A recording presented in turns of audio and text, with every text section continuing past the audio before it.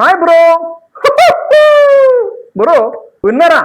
NMC verification document అనేది NMC వాళ్ళు only రష్యాకి ఇస్తుందంట.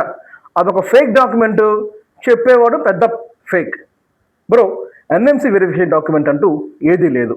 5 కంట్రీస్కి మేము అడ్మిషన్స్ చేస్తాము. సో మాకు తెలియకుండా గత 16 ఏళ్ళ నుంచి ఎన్ఎంసి వెరిఫికేషన్ డాక్యుమెంట్ ఎక్కడి నుంచి వచ్చిందో మాకు అర్థం కాలేదు. బ్రో దయచేసి ఫేక్ కన్సల్టెన్స్ని నమ్మి మోసపోవద్దని మా యొక్క విన్నపము.